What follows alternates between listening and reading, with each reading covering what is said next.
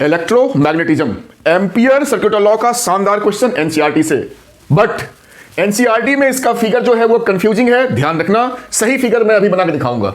अब क्वेश्चन क्या है ये समझिए। कहता है एक थिक वायर है, हमेशा हम पतली वायर यूज करते थे, थिन वायर। ये थिक वायर है जिसका देखो ये क्रॉस सेक्शन है, इतना मोटा क्रॉस सेक्शन है। कहता है इस पूरे वायर से करंट मेरा सपोज आई फ्लो कर रहा है इस पूरे क्रॉस सेक्शन से। तो इसमें क्वेश्चन के दो पार्ट है। एक कहता है एक पॉइंट मेरा यहां पे है, इस पॉइंट का मैग्नेटिक फील्ड बी क्या होगा, पहला। दूसरे बार कहता है ये एक दूसरा पॉइंट है जो इस वायर के अंदर ही एग्जिस्ट करता है, यहां पे उस पॉइंट पे फील्ड क्या होगा, ये हमें दो चीज निकालनी है। ठीक है, तो देखो पहला केस तो बहुत आसान है। हम क्या करेंगे, taking this R as a radius, जो कि डिस्टेंस है इस पॉइंट का, हम इस पूरे वायर को एक एम्पीरियन लूप से कवर करेंगे। यही फिगर है गड़बड़, एनसीईआरटी में मैंने यहां सही बनाया है। हमने पूरे वायर को डाल दिया उस लूप के अंदर, एम्पीरियन लूप के अंदर। तो भाई देखो इस लूप ने इस पूरे करंट को इनक्लोज कर लिया। तो जो मैग्नेटिक फील्ड होगा इस पॉइंट पे क्या होगा, mu naught I by 2 pi R. खत्म कहानी, हो गया। आप आई यहां छोटा मैंने लिखा है, इसको बड़ा कर लो, कोई नहीं।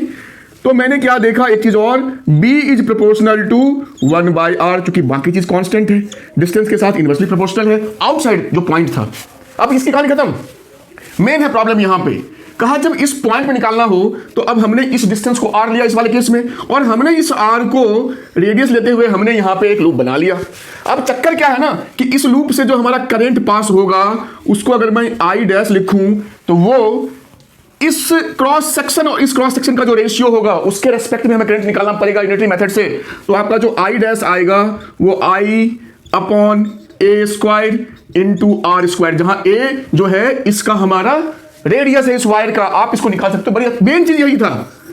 तो देख लो भाई, जो मैग्नेटिक फील्ड हमारा इस पॉइंट पे होगा वो हो जाएगा म्यू नॉट आई डैश, यहां बी डैश ले लो, इस वाले फील्ड को बी डैश ले लो, अपॉन 2 पाई आर। हमने इसको आर ही लिया है ना, तो तुम देखोगे हम यहां पे वैल्यू डालेंगे आई नॉट आई डैश का, तो I upon A square into R square, और नीचे मेरा 2 पाई आर तो था ही।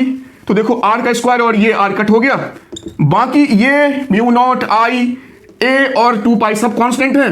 तो हमने क्या देखा, जो बी डैश है इस मामले में आर मेरा ऊपर बचा इसमें, वो आर के प्रोपोर्शनल है जब इनसाइड की बात आती है। जब हम इसका ग्राफ बनाएंगे मैग्नेटिक फील्ड और डिस्टेंस का, ये भी इंपॉर्टेंट है, ये डिस्टेंस और ये मेरा मैग्नेटिक फील्ड, तो इनसाइड क्या है, प्रोपोर्शनल है कहां तक, जहां तक मेरा r इक्वल्स टू a है रेडियस, और उसके बाद इनवर्सली ये वाला रिलेशन, ये वाला रिलेशन यहां से यहां तक। तो यही था आपका इंपॉर्टेंट क्वेश्चन।